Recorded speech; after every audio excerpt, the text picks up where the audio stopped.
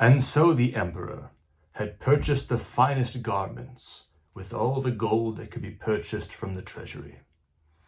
And he went out onto the balcony to address his loyal subjects. As he stepped out, a young child from the audience slowly turned to his mother and pointed and said, "But, Mummy, why is the king naked? Why is he wearing no clothes?" And in that moment, the emperor understood and felt deep shame and regret. Hi, my name is Brian, and I'm the High Pop Professor. The emperor is naked indeed. What do you think were the emperor's motivations for purchasing those finest of garments for themselves in the first place? Was it a pride thing?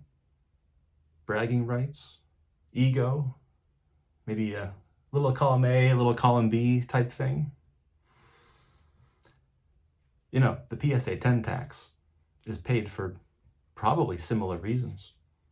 And it's not that different when you think about it, but instead of, garbing ourselves in the finest of clothing, well, we're finding garments for our trading cards. We're garbing them in these finest of clothes.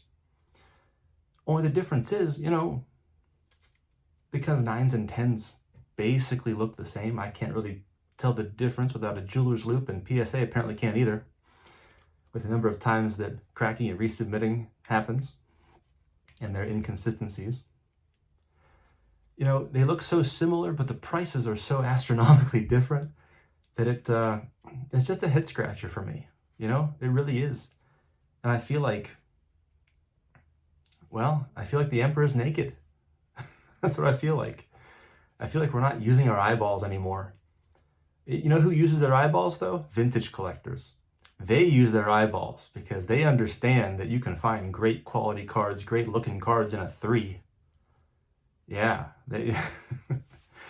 And, something else that I would say, I think a lot of modern collectors don't bother using their eyeballs because for them, the ultra modern, it's like it's 10 or bust. It's a bad state of affairs when the ungraded cards actually cost more than a 9. That's something. That's really something. And part of the issue too is that cards are non-fungible.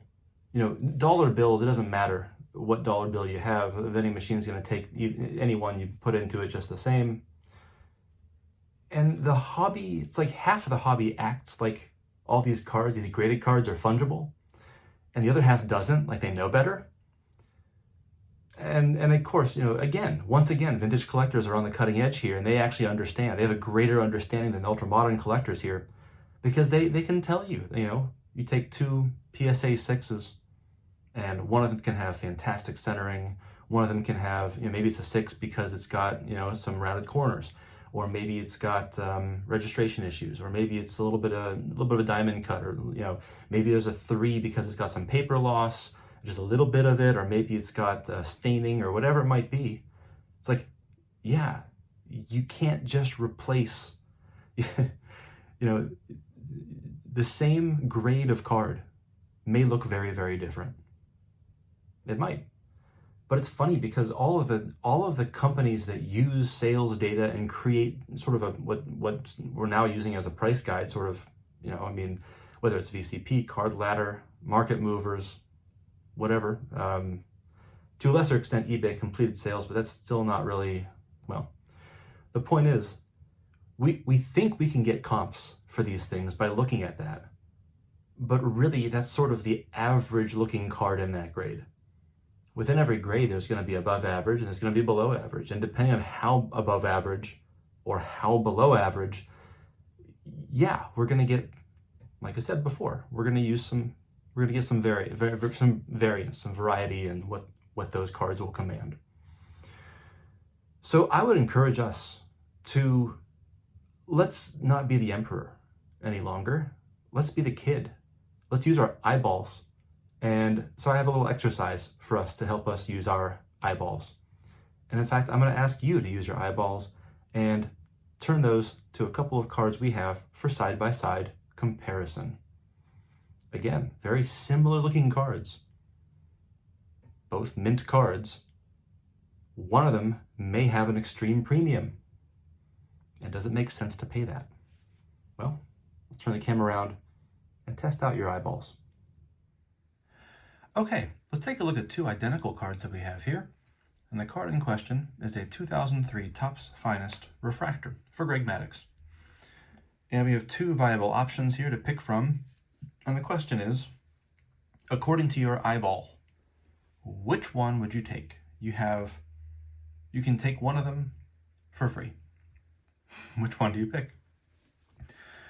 So let's take a close look.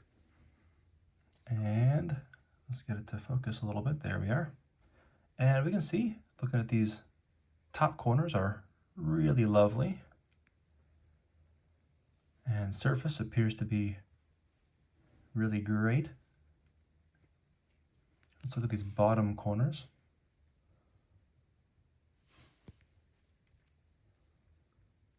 Also appear to be really nice. Let's go ahead and look at the reverse.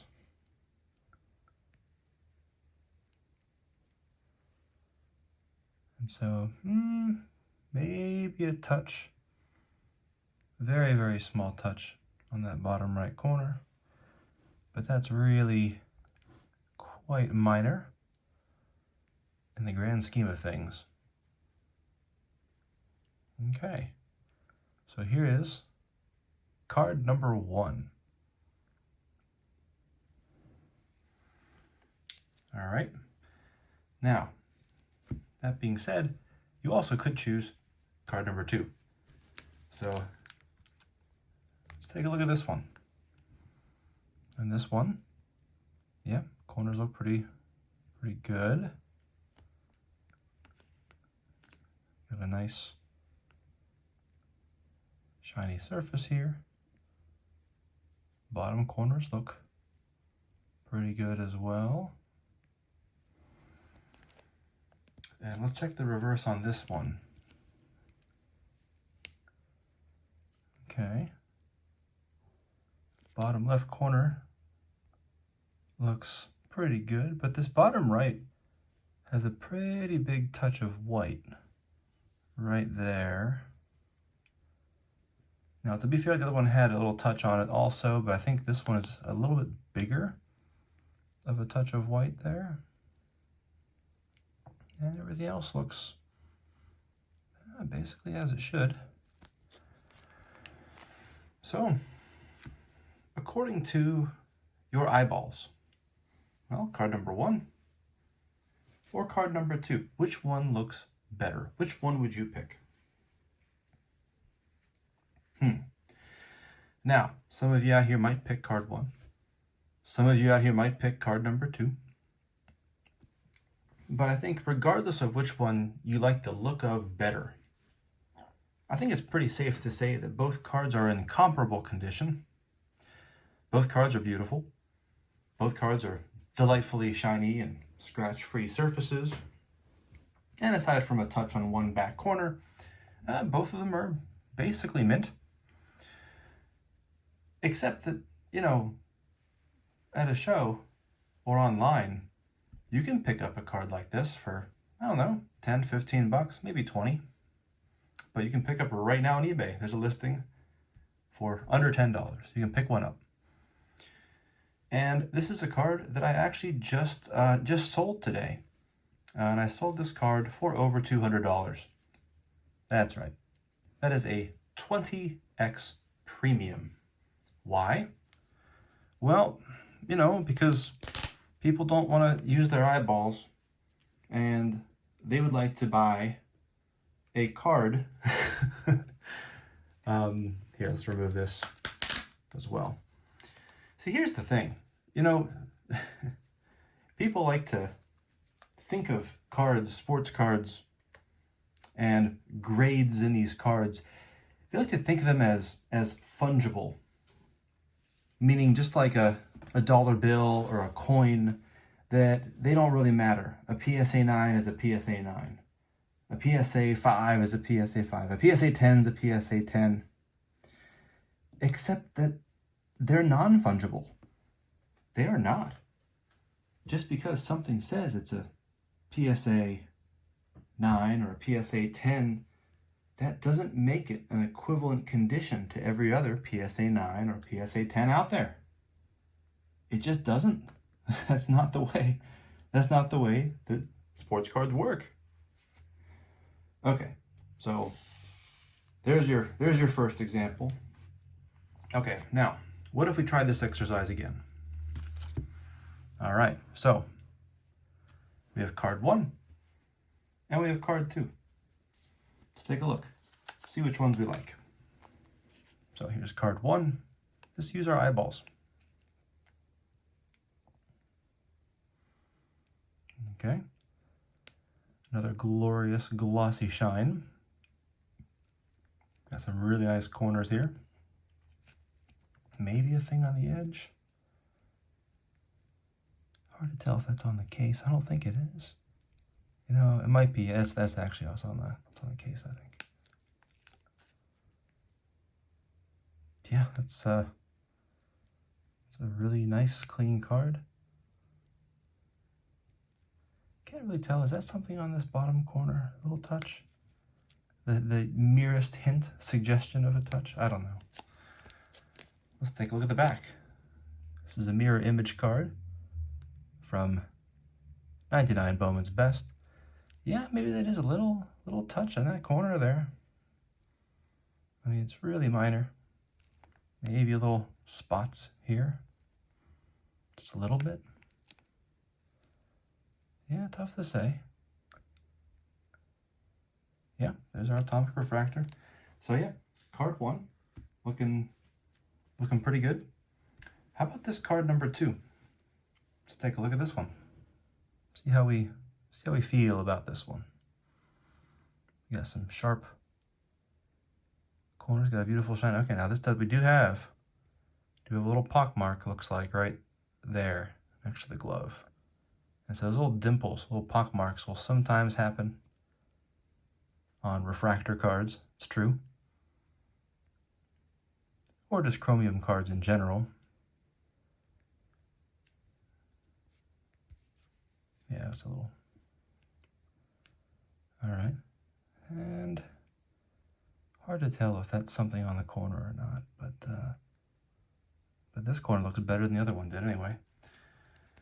So yeah, we definitely have a pock mark on this one.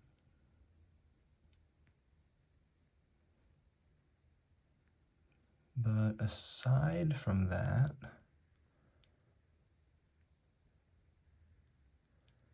yeah, pretty solid choice. All right, and so maybe this one's a little bit easier of a choice than the last one, because maybe you don't want a pock mark on your card. That's fine. So you choose number 1 over number 2. But if you were to rate the condition of these cards, like what would you call them? Like maybe you call this one mint because it looks really good. Would that pockmark, would that really lower it to, I don't know, near mint mint or near mint mint plus, somewhere in there, like an 8 or an 8.5? It's no longer mint. Well, again, you know, if this card, once again, you see these two options, and yeah, you can pick the better one if you want, if it's that much different and makes that big of a difference to you. But I can tell you that you can pick this card up, even the atomic refractor variety, you can pick this up for under $10 right now on eBay. This is there. You can go out and buy one. Not too terrible to find. But the fact is, if you're going to have one that is in a PSA assigned 10, you're going to have to really pay for that very, very subtle condition bump. Because yeah, that one, it is true. This one does not actually have the pockmark on it. That's, that's fair. That's fair. And if you don't want any of those, okay. Well, if it's worth an extra, an extra 20x of the price or 10x of the price or whatever percentage increase that is up to you. It is in fact your money. All right. How about one last one? One last one. See what we can do. All right. Let's see where we're going with this here. Try not to give away the labels yet, although you can already tell probably. Card 1, card 2. Let's take a look at them. So card number 1. Let's see if we can get this focus a little better. There we go. Okay. We have really nice sharp corners. Oh, we do have some refractor lines, a vertical and a horizontal one. You can see where they converge right there. But really, really sharp otherwise with this card. And the back corners do, in fact, look really good. This is just a piece of debris. That's a piece of debris in the case, in the sleeve there. And so are these. These are.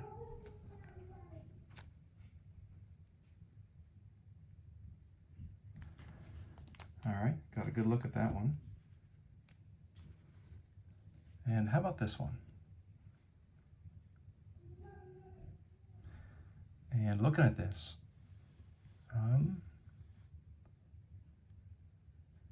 we've got just these beautiful examples. And so I'm not gonna belabor the point too much here. But the point is, these are very, very similar cards, very, very similar condition tiers with very, very dissimilar price points. And that is my point. Anyway, choose carefully when you go shopping.